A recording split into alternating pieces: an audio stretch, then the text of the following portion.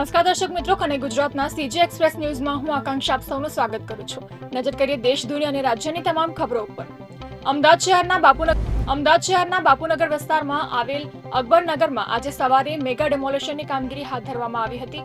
અજીત મિલ 4 રસ્તા પાસે SP office પાછળના વિસ્તારમાં આવેલ આ વસાહતમાં અંદાજે 400 થી વધુ છાપરા અને નાના મોટા કાચા પાકા મકાનો હતા.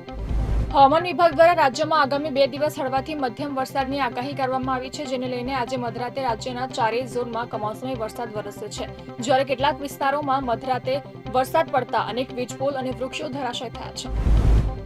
સીઝફાયર બાદ ફરી એકવાર ગુજરાતમાં સિવિલ ડિફેન્સની ઓપરેશન શિલ્ડ મોકડ્રીલ યોજવાનો નિર્ણય કરાયો હતો.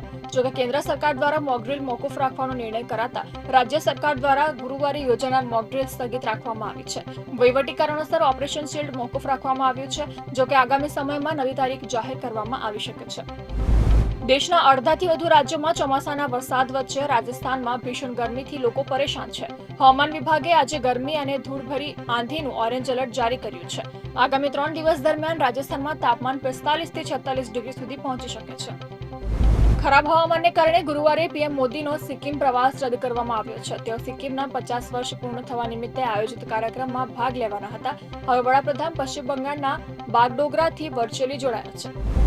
દેશમાં કોરોનાના કેસ ઝડપથી વધી રહ્યા છે. આજે એક્ટિવ કેસની સંખ્યા 1252 પર પહોંચી ગઈ છે. કેરળમાંથી સૌથી વધુ 4430 કેસ નોંધાયા છે. મહારાષ્ટ્ર એક્ટિવ કેસની દ્રષ્ટિએ બીજા સ્થાને છે. અહીં 325 દર્દીઓ છે. આમાંથી 316 દર્દીઓ એકલા મુંબઈમાં જ છે. સંયુક્ત રાષ્ટ્રના વિશ્વ ઋતુ વિજ્ઞાન સંગઠને તેના તાજેતરના રિપોર્ટમાં ચેતવણી આપી છે કે આગામી 5 વર્ષ એટલે કે 2025 થી 2029માં વિશ્વ ઉષ્ણતામાનમાં જરા પણ રાહત મળવાની આશા નથી. તે ગાળા દરમિયાન વિશ્વનું સરેરાશ ઉષ્ણતામાન 1.5 સેલ્સિયસથી પણ વધવાની ભીતિ છે, જે 70% જેટલી સાચી પડવાની સંભાવના છે.